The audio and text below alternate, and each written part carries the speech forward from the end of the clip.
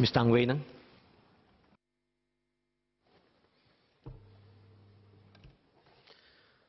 Mr. Deputy Speaker, sir, during a recent business lunch, I was relating how families in my constituency were relying on pay-as-you-use or pay-you meter and could not even afford a refrigerator, a basic household item to many. So one of the successful business leaders at the lunch suddenly cut me off by saying she did not believe there was such a device called pay-you meter in Singapore. She could quickly change topic by saying how she and her daughters from a top girls' school would only stay in Marriott Hotel when they travel overseas. She did not come across as a person who was particularly arrogant, ignorant, or heartless. Her circle of friends was mainly from the same school, from the same social class as her. Full stop. I do not think she's alone.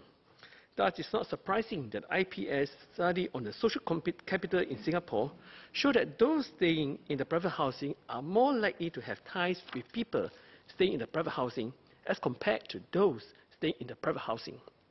In fact, the IPS survey reveals that the social divide in Singapore is more likely based on class rather than race or religion. To this end, I'm glad that the President acknowledged the need for the 4G leaders to deal with income equality and social stratification seriously in the address. During the 45th St. Gallen Symposium in 2015, D.P.N. Tharman talked about a policy with regard to housing estate and ensuring a certain racial quota. He said the policy will not come naturally.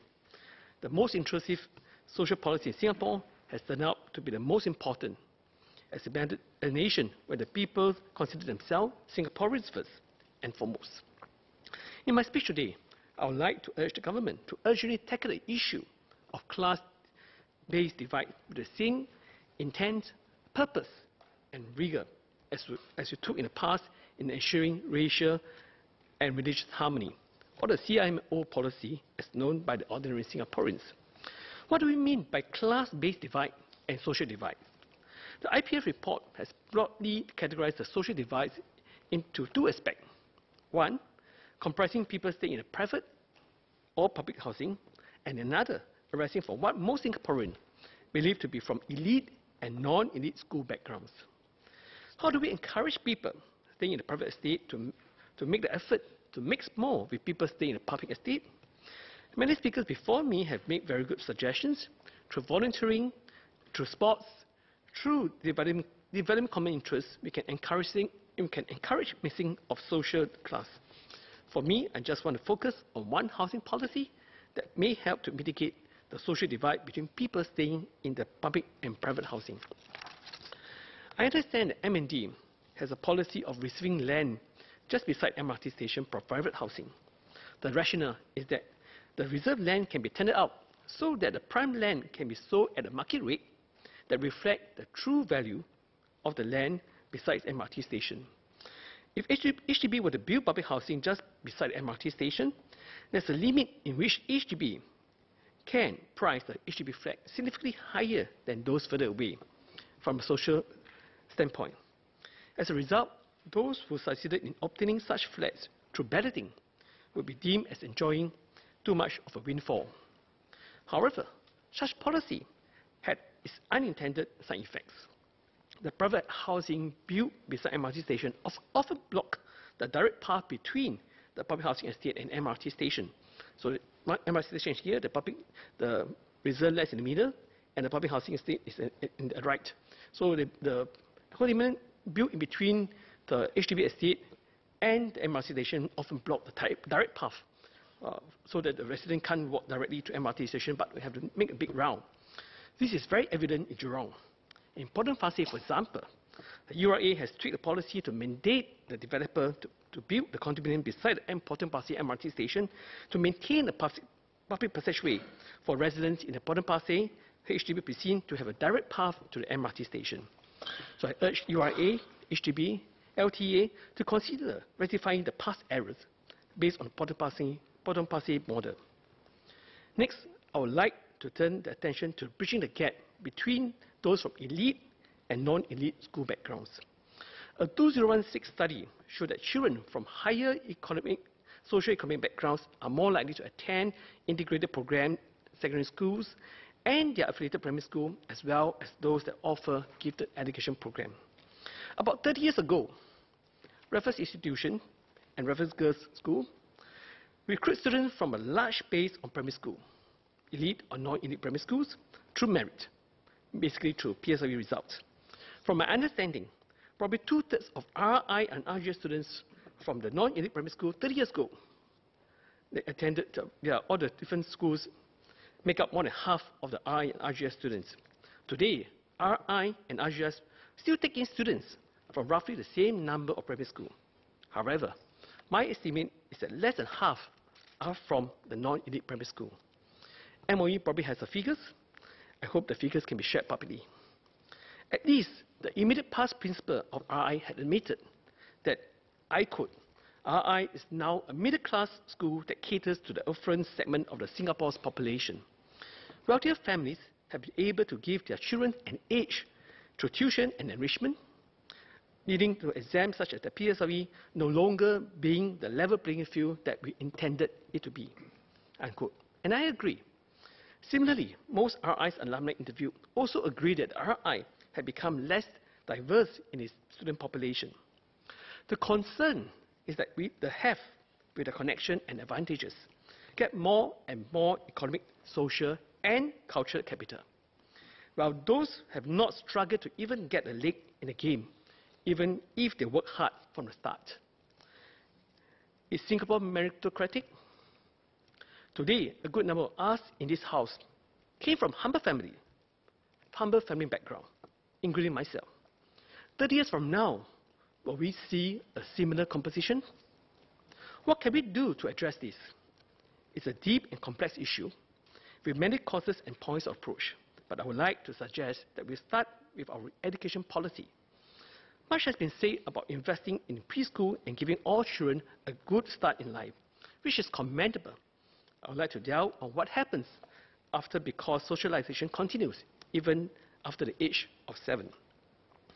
Despite the claims that every school is a good school, I'm concerned that the range of students getting into the perceived elite school in Singapore are narrowing in terms of family affluence. The concern is that the rich, the well-connected parents, have the means to protect access to the best school, and perhaps even the best opportunity in life for their children, excluding those who are not so well off. To address this issue, I would like to suggest that the principal of each non-elite primary school be allowed to nominate one deserving student from their respective school to enter a top secondary school. Deserving implies that the student is of the intellect, the temperament, and potential to go to a top school. However, such students may come from a disadvantaged background and perhaps could not afford enrichment or tuition that would enable him or her to make them qualified, make the qualifying PSLE grade, miss a PSLE T-score of the top school cut-off point by 1 or 2 points. Will such nominated students, open inverted commas, feel inferior in the top school? Will such student continue to experience unfair advantage as he or she could not afford a personal laptop or co-pay the overseas field trip? This is where additional help in terms of financial and mentorship will be useful. Perhaps the Junior Raffles Institution Scholarship of $1,000 each a year offered by RI can be modified to cater to this group of students. Otherwise, it will remain only a handful of successful applicants each year. However, financial assistance or scholarship may not suffice. Author Shamus Khan, who wrote Privilege, The Making of an Adolescent Elite at St. Paul's School, makes an interesting point about how those from disadvantaged backgrounds given scholarship to the schools are never quite the same level as entitled. Academic performance notwithstanding, they are differential and do not have the same air of success and confidence traits which will serve well in later business, politics, and public life. This is where mentorship is important. The top school may have to institute a mentorship program, a scheme, whereby the successful alumni who came from similar humble background can periodically provide guidance, encouragement, and connection to this group of nominated students. Next, I would like to turn attention to the Special Assistance Program, or SAP. SAP was introduced by our founding Prime Minister, Mr. Lee Kuan Yew, in 1979 to preserve the best Chinese stream school so as to develop effectively bilingual students inculcated with traditional Chinese values. There are currently 11 SAP secondary schools. I am the second batch of SAP students, and I have benefited from the system tremendously. So is our current Minister of Education, Mr. Ong Yi Kang. Mr. Ong had confided that he would not have been to Baron State High School if it was not a SAP school. SAP schools have existed for nearly 40 years, and many people have asked to examine their relevance today. With China becoming a major global player and the second largest economy in the world, it's even more pressing and necessary for SAP schools to churn out youth who are comfortable with the Chinese language, culture, and values. This has and will continue to help Singapore to deepen our relationship with China. It will help to facilitate trade, business, cultural exchange with the mainland Chinese. Mr. Deputy Speaker, Sir, please allow me to continue my speech in Mandarin. 副议长先生，我是第2届特选学校的毕业生，我只能够以华语和英语在国会发言，要归功于特选学校的政策。明年2019年也将是特选学校庆祝40周年的时刻，明年也是我国开埠200周年纪念。华人一向来逢我逢时，一般都会庆祝，同时回顾过去的成就，展望未来。因而，我要借此探讨特选学校的利与弊。华文特选学校于1979年由开国总理李光耀先生所创办和提议，旨在保留华校传统和培养精通中英语双文化的人才。特选学校的数目从原本的9间，到了2011年已增加到11间。特选学校多受欢迎，因此许多特选学校也渐渐发展成名校，其成功的例证不在话下。如今，中国经济改革成功，成为世界第2大经济国，国势强大。随着“一带一路”的发展，中国对亚洲、对世界的影响力越来越大。不单是越来越多国人愿意学习华文，连老外也把我们孩子送来新加坡学习华文华语。所以，学习高级华文不再是特选学校的专利权，许多中学都有教高级华文，而且修读的学生有增无减。因此，有很多人问我：我们还需要特选学校吗？修读语言不单是为了考试，或者是会写会说而已。一样重要的是要认识、要了解、要欣赏其文化背景。而特选学校的华校传统，就是能培养懂得中英文化的学生一个重要的因素，一个不可替代的管道。然而，华文特选学校的发展也阻碍了非华族学生进入特选学校的机会。